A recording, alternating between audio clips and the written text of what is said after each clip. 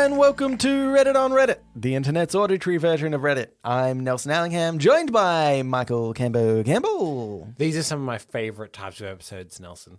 Last week we went a little bit longer than we normally do. We actually hit over an hour, which is pretty rare. Crazy. We never do that. We never do that, Campbell. But what we also do is we have a really big SD card that we record all our stuff onto. Yeah. And we never check it. Yeah.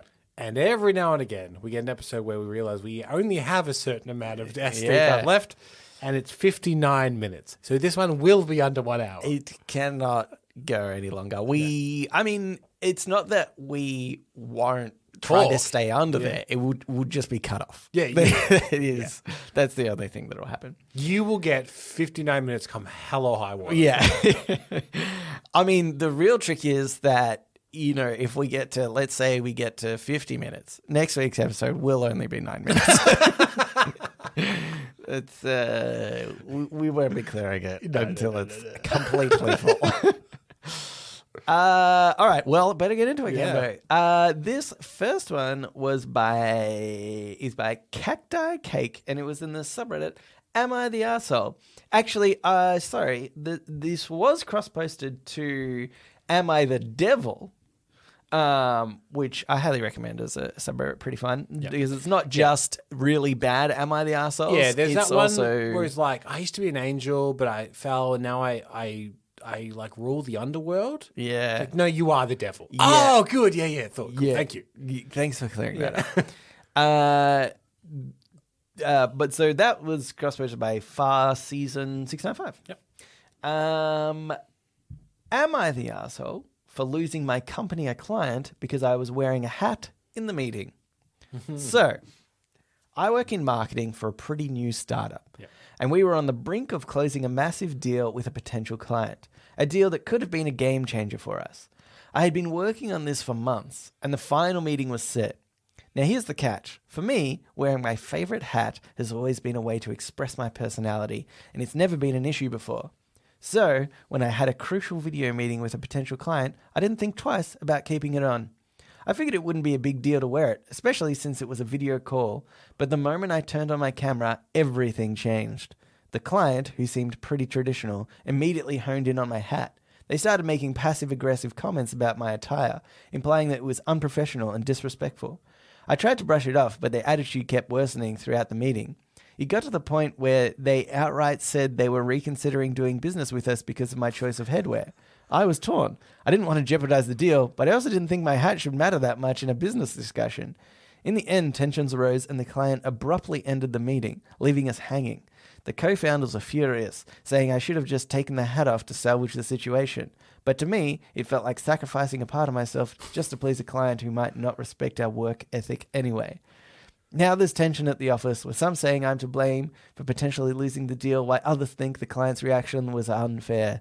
Am I the arsehole for sticking to my guns and refusing to take off my hat, even if it meant potentially losing a huge client? Edit. There's a couple of people asking what the hat is. Thank you. It's important. Because I'm thinking if it's one of those hats with the 2 beer cans on it. Yeah. And they're slurping from out. It's just a navy baseball cap with my university logo on it. Okay, good. I'm glad that was clarified. That's an important detail, and I'm glad we got it. Yeah. Cambo, thoughts? Yeah, look, there is a couple of things. It is weird for someone to, like, in the business world, to blow a deal because someone's wearing a hat. Yeah. On the other hand, if I were in that meeting wearing a hat and they made a comment about it, I'd probably go, "Oh yeah, sorry, I forgot I was wearing it." And right. Yeah. I think I am socially like switched on enough to be like, "Oh, they seem to not like the hat. I'll quickly disregard it as if, oh, sorry, video call. I forgot I was wearing it," kind of thing. Yeah. That's true. It is. There is the question of what was their initial comment on the hat? Yeah. Because then maybe it's all good. Let's say the first time they do it, it's not as obvious as that. They're like, "Oh, got a hat on or something." Yeah. And you might be like, "Well, that's not really like a positive or negative comment. So maybe you'd leave it on." Even then, I don't know, maybe you take it off. But, or maybe I'd probably make a joke like, "Oh, I've got terrible bed hair or something," like hair underneath. Yeah. But then the next time it becomes more obvious, you're like, oh, that almost feels more awkward because it's like you've chosen from the initial comment to not take it off. You're in this like awkward state. And then, yeah, maybe you would, but then it maybe seems like, I don't know, less. You can't just go the, oh, I forgot I was wearing it kind of route. So anyway, I found this really interesting. And just by the way, I think this person is Australian and if not maybe even from Melbourne. I just have a suspicion because one, we have actually a really big startup culture here. And also they said university logo as opposed to whatever. College logo, yeah. And also a really small thing, they said, am I the arsehole? And they spelled it A-R-S-E. Oh, and I just for some reason I think that's much more of an Australian thing to spell it like that. Could also be British, technically. Yeah, that's true. They have universities as well. That's true. But yeah, I see. But not as big a startup culture. Yes. As far as I know, doing no research. Yes. But I guess that maybe helps with perhaps some of the context or something. I find this really interesting because, yes, if I was that person in that situation, I probably would have at some point taken the hat off. Yeah. And probably early on, like you said, I reckon the first sort of comment, I might be like, oh, okay, they've honed it on, it's a bit weird, I guess I'll take it off. But the fact this person didn't, and you're about to go into business with somebody that is willing to throw it away because somebody's wearing a hat, to me, that is a huge red flag. That is a like, holy shit, we dodged a bullet. Because could you imagine doing a deal with somebody where they can, at any point, presumably this would be the start of a relationship, as most business deals are. And if you were potentially on edge and if it came out of the blue, somewhere where they just on a whim flip because of something so minor, I think this company dodged a huge bullet. And yes, it might have been massive for their business. But if they were relying on one business deal to propel their entire business, maybe it's not a good business in the first place. But, you know, I'd have to think that you've got a better idea than that. And I reckon this is a huge bullet dodged. There's some context missing, though. Mm-hmm. First of all, what is the business? And who is trying to invest? Mm. What if the people trying to invest sold toupees? Yeah. The natural enemy of the toupee is the hat because bald men love both of them. Oh, okay. Yeah. Gone bald, pop on a hat. They're like, no, don't pop on a hat. Pop on a toupee. Pop on a toupee.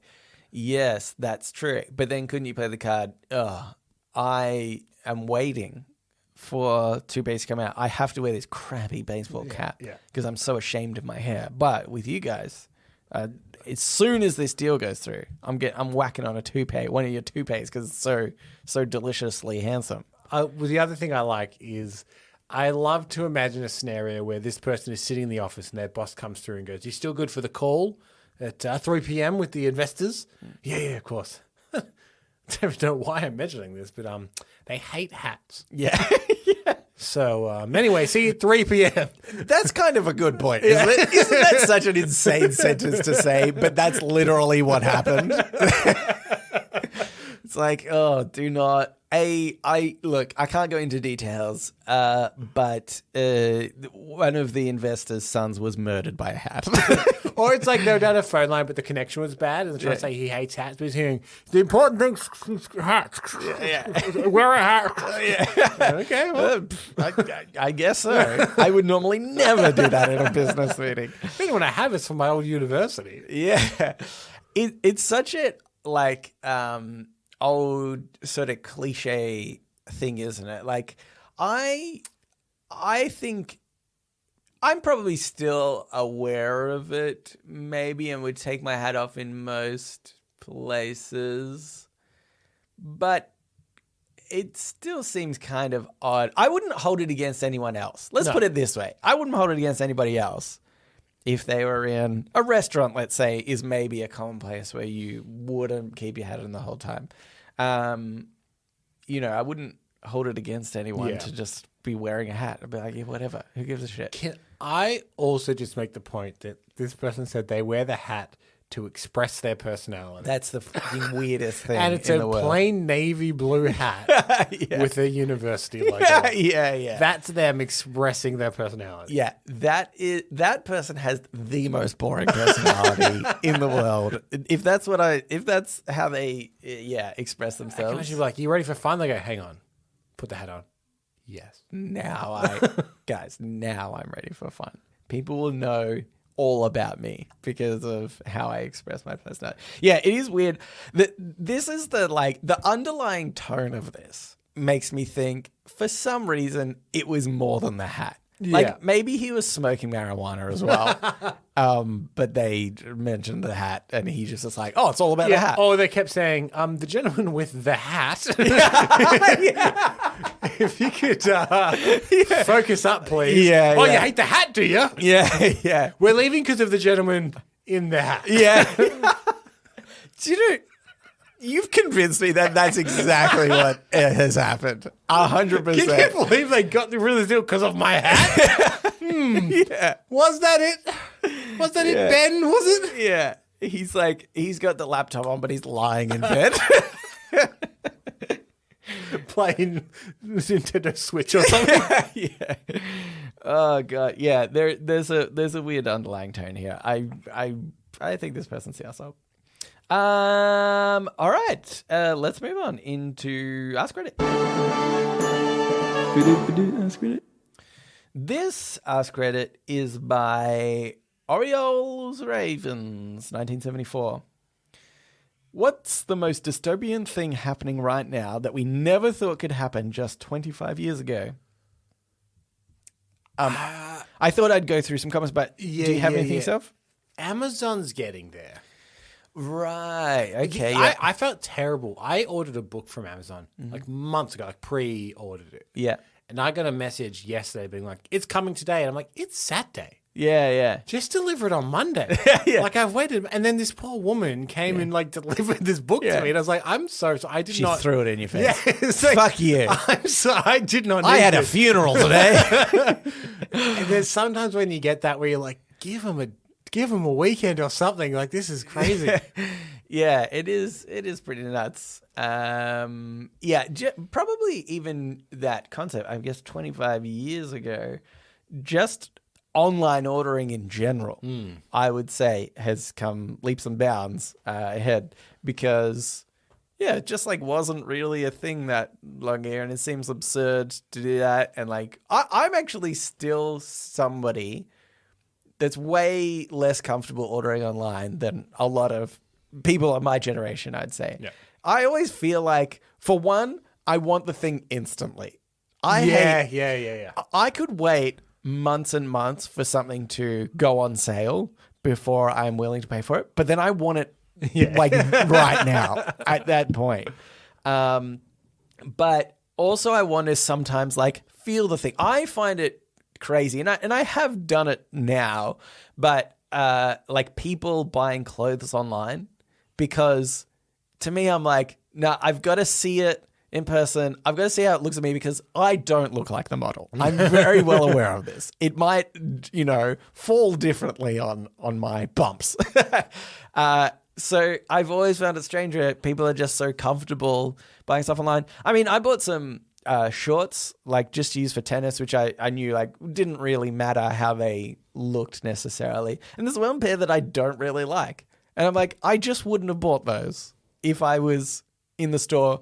But they're not bad enough that I would send them back. Like that's such a process too, which is I feel like, a lot of companies are capitalizing on that too. Not to say that you want to consistently deliver your customers shitty products, but everyone offers you can return it if you don't like it. But I imagine a very small percentage of people that don't like their clothes actually send it back. I'm trying to buy a suit jacket at the moment.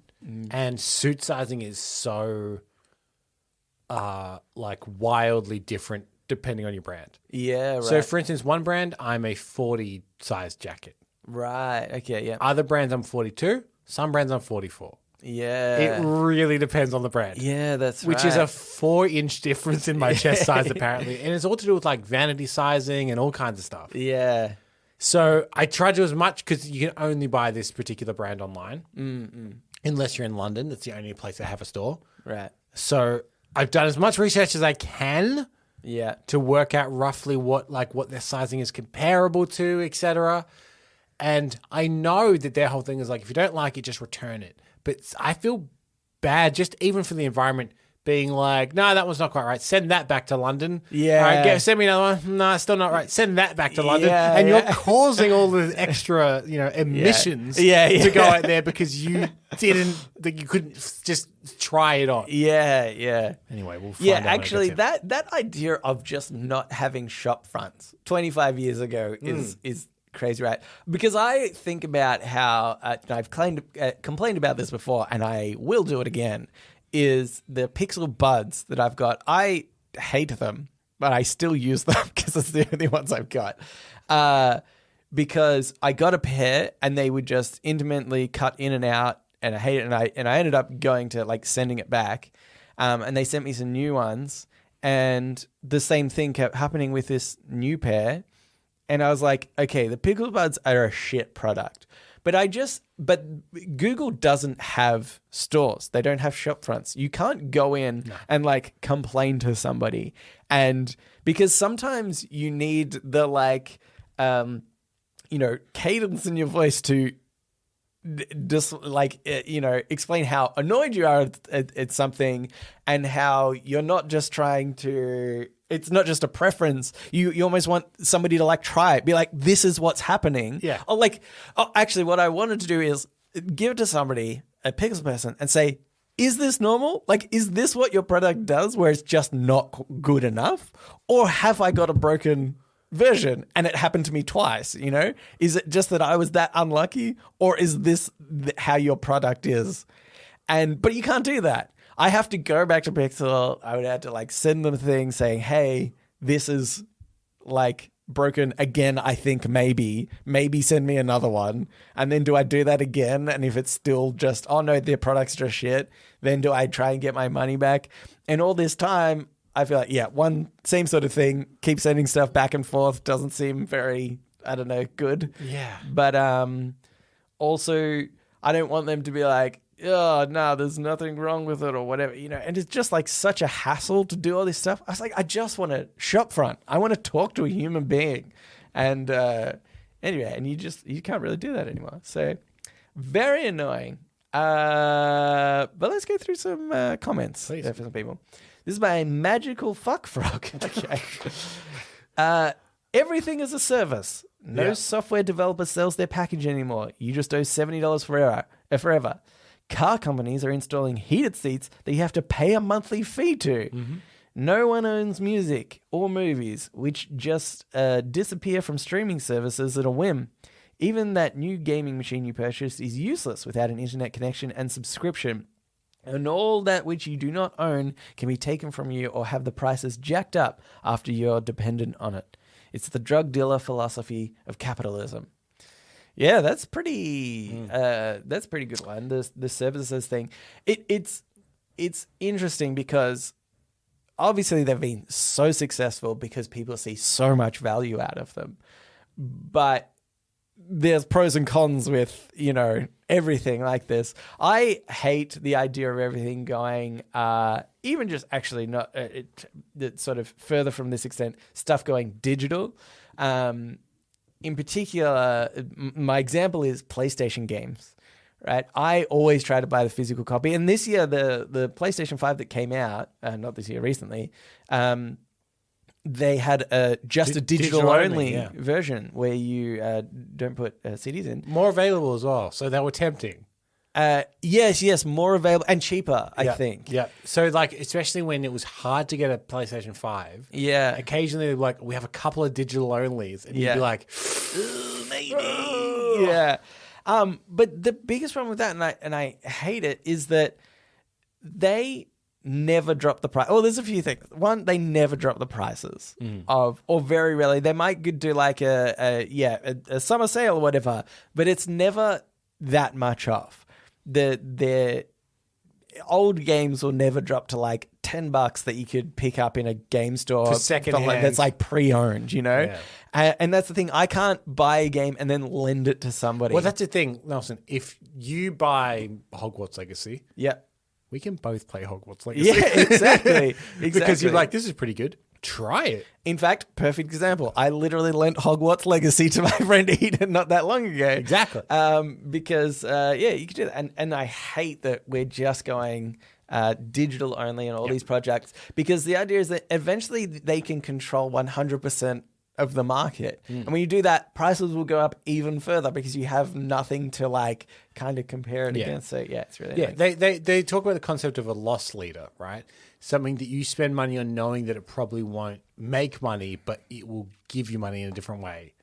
Supermarkets and honey is an example, right? Like the honey is kind of expensive and whatever, but Officeworks and paper. Yeah, exactly. Oh, yes. Office supplies store and paper. PlayStation and their consoles. Yeah. Is like, that's not where they make the money. As much as they're expensive, whatever, they make the money through you buying all the games digitally. Exactly. Yeah. Here's another one, maybe. We've only got 59 minutes. I feel like I've only done one, though, so let me do at least another one. Okay. This is by Nope. Everything is a fucking ad. Spotify was made to not have many ads. Was it? I don't get that. I don't feel like I get ads on Spotify. I mean, I pay for premium, but... Oh, that's why you don't get ads. But I don't think it was intended with the idea to not have many ads. No, it was not. I think they were like, our revenue stream is ads. Or subscription. Yeah. You can either get it for free and we will give you ads, or you can pay for a service without ads. That's wild. It's funny that somebody thinks... How do they think they pay the artists? I mean, they barely pay the artists, but they do pay per stream for artists. How do they think that we're just going... Oh, music should be for everyone and we'll shoulder the cost. Don't you worry about that. What a bizarre... Anyway, let me continue. Okay. Spotify was made to not have many ads. Now it's like a fucking radio station. I can barely watch YouTube between the ads for God knows what. This is blowing my mind, this person's opinion. Okay, hold on. Every website I read has about one line of writing between ads. They're trying to use drones and blimps to put ads in the fucking sky. They've used drones and blimps for like forever. The Goodyear blimp. The blimp is so old. The famous Goodyear blimp. This is not new stuff. Anyway, okay. Maybe drones, I guess, technically 25 years ago didn't exist. This totally blows my mind. They've said, I can barely watch YouTube between the ads. I'm actually impressed by how little ads are on YouTube. Personally, I watch YouTube, I would say, at least a few times a week, some sort of video. And yes, there's always ads at the start of every video. But it's free. It's a free service. Yeah. And most of the time, they're skippable ads. Or there's like normally 2 ads in a row and at least one of them is skippable, if not both. So... and then not sometimes there are midway through, but normally that's the person. I think that the person putting the video putting the ads in to get more revenue. So that's not like YouTube forcing it on you. No. And they should be allowed to do that anyway. If it's good content, then put ads in your thing because you deserve to get paid for it if you're getting paid for ads because I like your content. The idea of this like hatred for ads that I think a lot of people, I reckon even our generation and probably younger, hate, I cannot fathom because I'm like, the reason ads exist is because you're getting a service for free. And sometimes they can go overboard. I have to admit, like sometimes there's what I hate actually is I would say the ad culture, the unnecessary ads has built this. Is clickbait articles have developed tenfold. Yeah.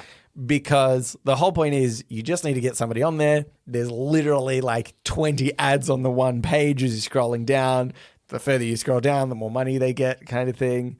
So I hate what ads have done to that sort of space.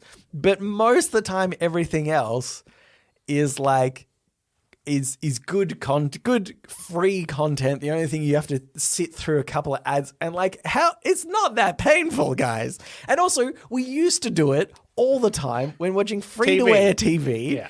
And the ads were way more back then than the 2 ads at the start of a YouTube video. Like, I don't know. I find that it's so crazy. That sort of stuff. Anyway, is that just me, Cameron? Yeah, I think this person doesn't understand how businesses work. Yeah. Anyway, let's move on into Today I Advice. So now it's time for Today I Learned.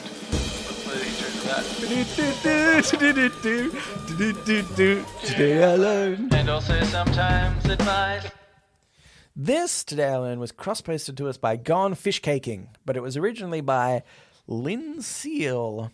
Today I learned one of the first attempts to make a numerical 0 to 10 pain scale involved burning the hands of women in labor and asking them to compare the pain contractions. The pain to contractions. Okay. Yeah. Yeah. I'm trying to imagine, like, applying for the grant. Yeah. We need a universal pain metric. That's a great idea. Yeah, absolutely we should. Yeah. How are you going to get the pain metrics? Yeah. Well, okay. Have you noticed as I have? We've thought this through. Just bear with me. Oh my God. That's how long ago was this? 2013. No, I don't know. I could click into the article, but no. What would that make me? Let's just say it was a long time ago. Yes, hopefully. Yeah. And I think it's funny because I know that is like it's a dilemma in the medical industry, is like actually determining people's level of pain. Because there's also things of like you don't want to over-medicate people with painkillers and stuff.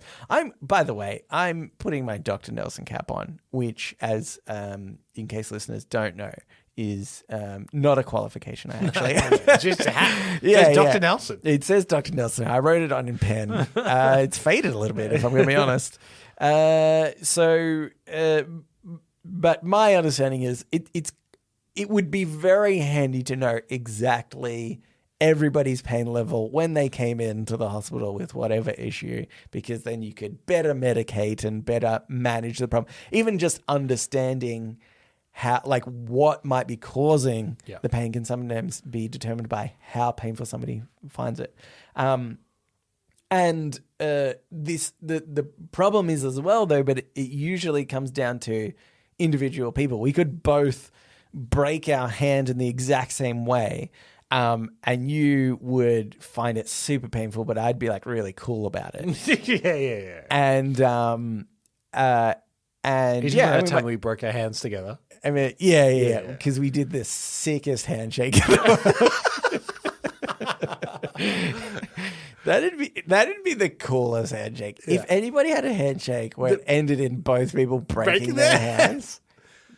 You've made the coolest because handshake. What you do is you stand on opposite sides of a brick wall and you go shake hands. And you just have to punch through the brick wall. Yeah, that'd be... Yeah, I think that's it. Or you have a hammer and you just at the end, just whack it as hard as you can. Anyway, the point being, it would be a very good metric to be able to measure people's pain, but the problem is people have different pain thresholds and it's difficult to work out.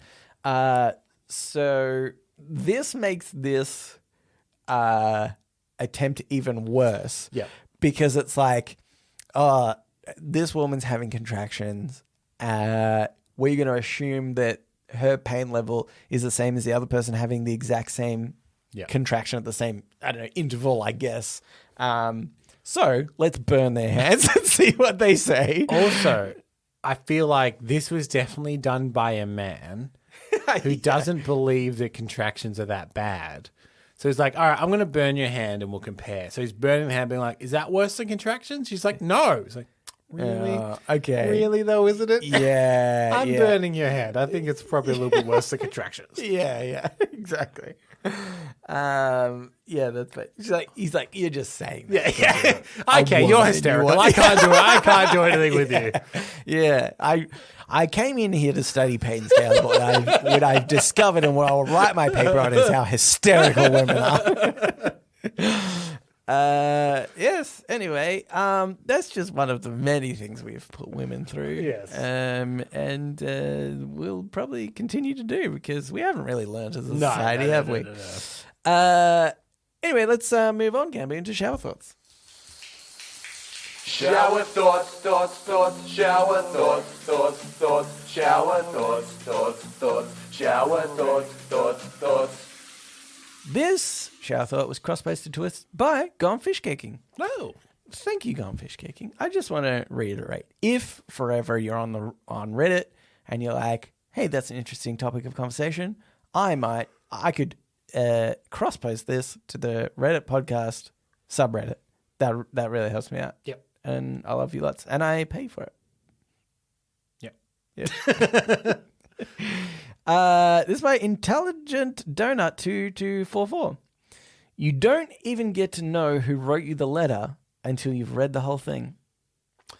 I mean, if you're reading letters traditionally as they want you to. Read it backwards, can be. That's what I'm saying. Yeah. Have a peek down the bottom. Yeah. They can't stop you. Yeah. That would get confusing because let's say you get a letter from your crush, Stacey, I suppose. Yep. You start from bottom. Stacey, you love. Oh, love you. Don't. Oh. Oh, no. Also, I've read this the wrong way. It very much depends on if they've put a return address on the back of the envelope. Yeah, usually that's true.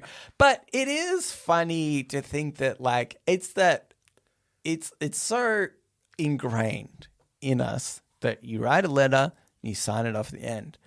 But really that's just because traditionally that's how it was done. That's how it started. It would make more logical sense if the first letter that was written is going to say, dear whatever from me, and then just write the whole letter. It seems like it's clashy. It doesn't seem like it makes sense because we're so used to the current way. But if that was just the way that we always did it, I reckon that would be better. That'd make more sense. Yeah, it's also, I feel like this person is undervaluing context clues. If it starts with my beloved, you're like, okay, this narrows it down. Okay, yeah. Or if you're like, I've got this letter here about interest rates going up in my home loan. Yeah. Oh, it's from my bank. Okay, well, there you go. I feel like the context there. Yeah, but that's why it's so good to know, because you open the letter and it says, to Michael from your bank. You're like, boring. Throw it out. Yeah, but then it starts with my beloved. Michael from mum. You should think about your interest rates. You're like, if mum says so. Yeah, that's true. I think maybe I should read on. But then again, mum doesn't work in any kind of financial institution. So would I take advice from her? Okay. Everybody, Cambo hates and doesn't listen to his mum. That's what I've learned in this conversation. Yeah. Always listen to your mother, Cambo. Even if she's wrong. That's what my mother told me. And she's never been wrong. Yeah. I wouldn't dare think of it. Yeah, anyway, I'm going to start doing that. I'm going to start writing letters and sign them off straight away and then write the content of my letters. Hello, best regards, Nelson. Yeah, anyway. Okay, here's another one. It's by Yoft. Comp Sci Throwaway. There is some poor guy out there who was placed in a coma in 2019 and we will be in for one hell of a ride when they wake up. Do you reckon now it's almost at the point where you're like, they might not necessarily know, they wouldn't know the gravity of which the world has gone through. I could imagine. Let's just say this guy's an American. Yeah. And he wakes up. He says, oh my God, when I went to that coma, Donald Trump was president. Is he still president? And they go, no, he's not. Okay. Oh, so everything's better?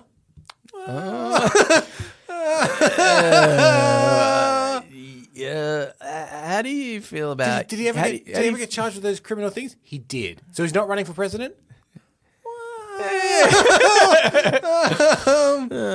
How do you feel about Ukraine? Pro or against?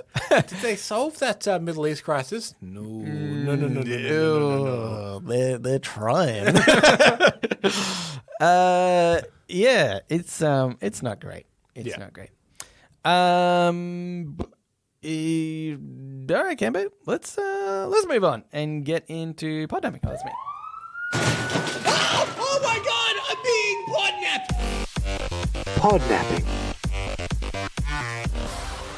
This is Podnapping, where we nap a pod. We take a topic of conversation or a segment from another thing, and we do it ourselves.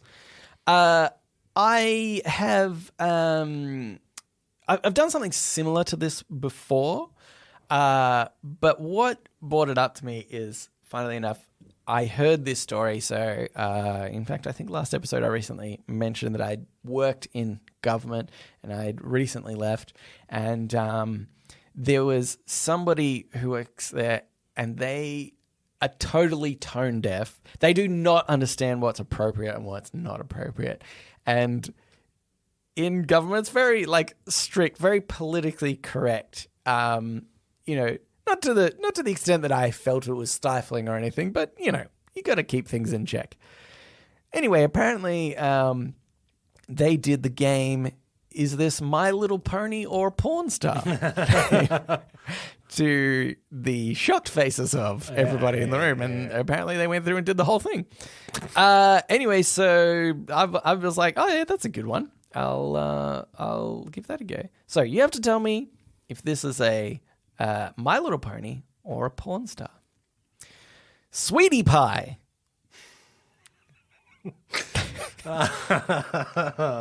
It's tricky already, isn't it? Yeah. I'm going to say My Little Pony. I feel like the porn star would be slightly more like... Slutty Pie. Yeah, like they would go a little further with it. Okay, yeah. Appears in Breast Man's America Butt Search. Not a pony. Oh, no.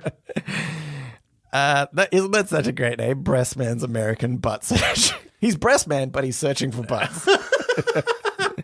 In many ways, he's betrayed the very thing he's sort of love. Heartthrob. Heartthrob. Mm-hmm. Heartthrob seems too romantic for porn. So I'll say My Little Pony. Campbell, I'll have you know I watch very romantic porn. This one's a So Soft Pegasus pony, not a porn star. Good job. Misty Rain. Misty Rain. It doesn't sound equestrian enough, but I'm going to go porn star. Porn star? For some reason, the last name Rain makes you picture porn star. Yeah. How's it spelled? R-A-I-N. Okay, I was expecting R-A-Y-N-E. Yeah, But I'll stick with porn star. Okay. Well, there is a pony connection. She starred in Tracy at the Sex Derby. As well as Strap-On Sally. Oh, wow. Foot Fetish Fantasies #2, The XXX Files. The XXX Files, that's great. Lucky Star. Lucky Star. I'm going to say My Little Pony. Porn star. Wow. Star of Pure Milk #2. I'm guessing it's not as wholesome as it sounds. Ruby Lips. Ruby Lips. It sounds too much like a porn star. Too obvious. That I'll go My Little Pony. Starred with her sister in... No, wait, this one's actually a My Little Pony. Yes, good job. Cherry Treats. Oh, Cherry Treats. Okay. Cherry Treats makes me think. I think I'm looking too optimistically at the world because I think it's a My Little Pony. Okay. Yeah. This was a sweetberry pony. Yeah. Apparently, it smelled like cherries. Yeah. Great. Honey Rose. Honey Rose. I didn't realize the My Little Ponies could have a scent. So now that's really throwing me off because Honey Rose could be a nice scent. Yeah. Could it also be a star of adult entertainment?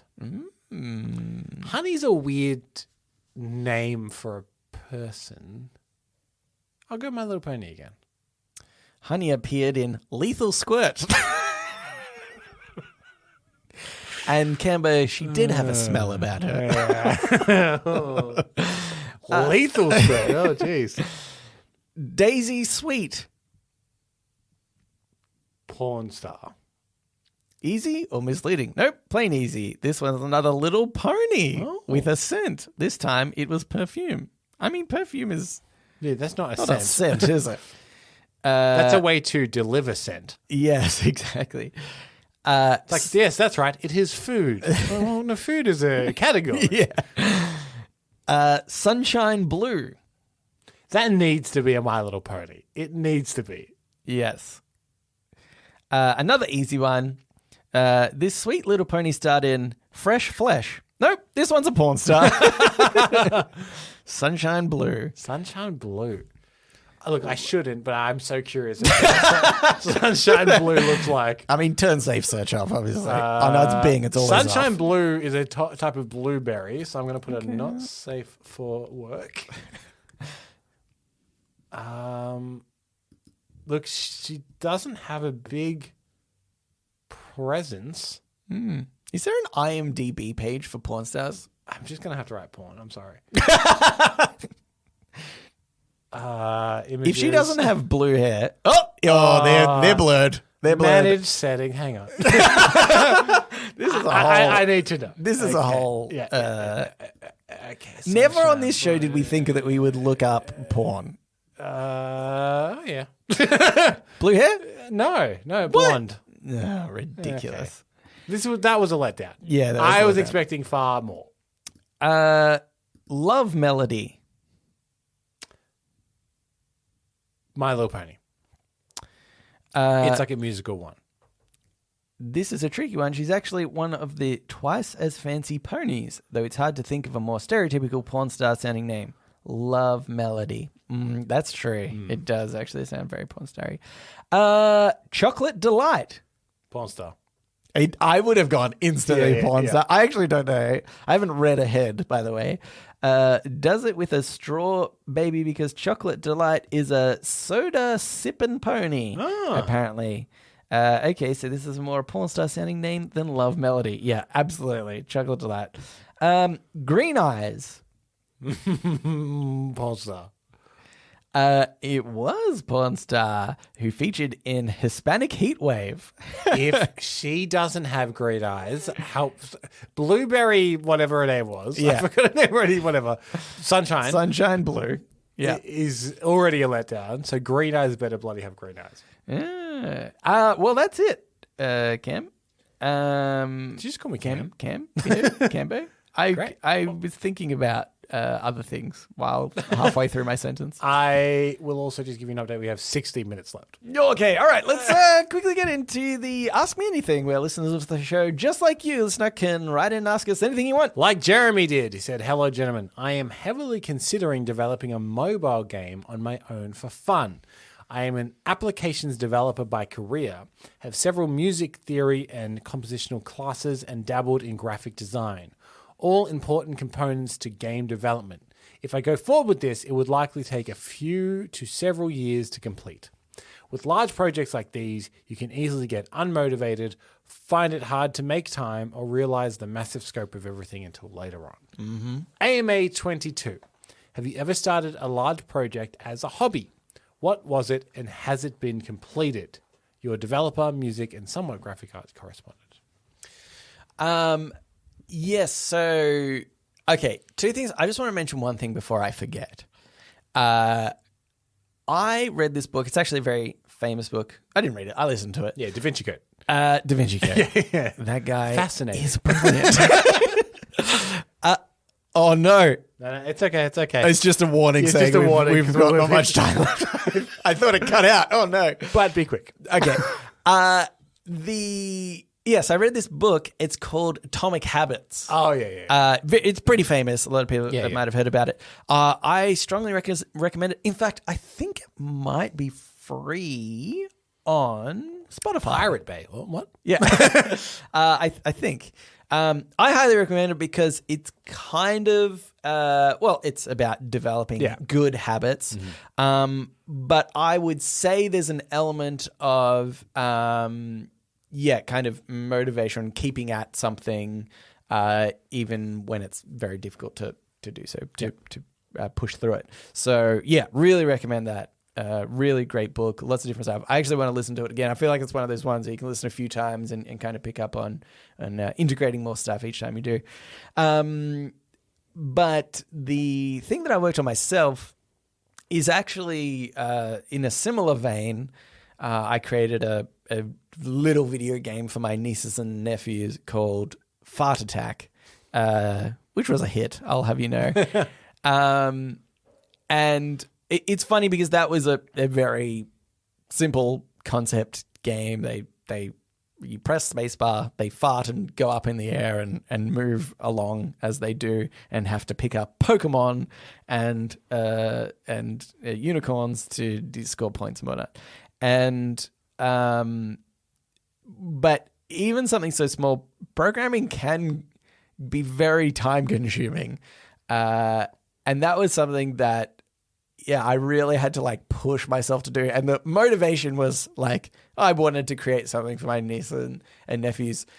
But it's so much harder, I think, in the situation of Jeremy, where it's like you're intending to create something that you don't know if people will like, you know? And like, I was like, even if my nieces and nephews play it once and then they never again, that was fine for me. And that was enough motivation that I needed. But yeah, really tricky, I think, to go through and push yourself through something like that. But yeah, I think that's why I recommend Atomic Habits to kind of keep you going through that sort of stuff. Yeah, I had almost the opposite trajectory to Jeremy in that it sounds like what they do for work will help with this.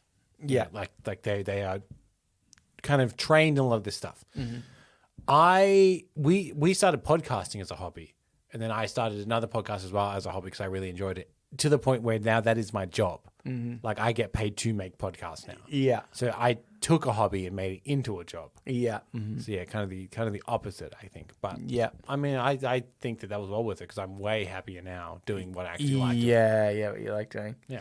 Actually, I was going to say, sorry, the other thing that came over, I got some advice once. I can't remember. I was listening to some guy. I think he was a game developer, actually. And he developed this like award-winning game, and he just did it by himself, which is really incredibly hard to do. And he had like 3 kids or something insane. He worked a full-time job. And it was just like, how could somebody like that have the time to do everything? And he didn't know how to program or anything when he first started. And he said every single day he would work on it a little bit. Didn't matter how long. He'd be like 30 seconds. He'd get on, write like one line, and that might be enough. And I thought that was really interesting. And that actually motivated me to get through the game for my niece and nephew too. I was like, every day, I'm just going to jump on and do a bit. Doesn't matter how much I do. And literally sometimes I'd be like, do a minute, or I might not even actually write anything down, but I'd think about how to do the next thing because maybe I wasn't sure. I found that really helped. So that's cool. Yeah. All right, here's another one. This is by Hazza. Gentlemen cunts, I wanted to make you aware that I just drove by a church with a dog-friendly sign displayed out front. I'm not sure how serious you were about starting your dog church scam, but I'd act soon. It's only a matter of time before Northeast Ohio becomes the epicenter of selling dog indulgences, a term I just Googled. No, not binged. This is after hours. That's fair enough. If you want that dead dog mum cash, you might want to get it started. Best of luck in the new venture. Love you guys. Hazza. Who's to say this isn't us? Oh, I think you should send your dog there. It might die. I can't even remember what it was. Was I turning dogs to gold there? No, I think this is a different scam about wanting dogs to go to heaven or something. Yeah, I think that's guilting people into making sure their dog goes to heaven or something. I don't really remember. And then I did poison them, right? I think so. The dogs die. Yeah. My guy's gone to heaven. Now get another dog. Yeah. I'm not sure if this is a scam, but I've made up a new one. Now. This is what it is. This is really the curse that we have. We come up with so many scams so quickly. So difficult. It's very hard to remember them all. Yeah.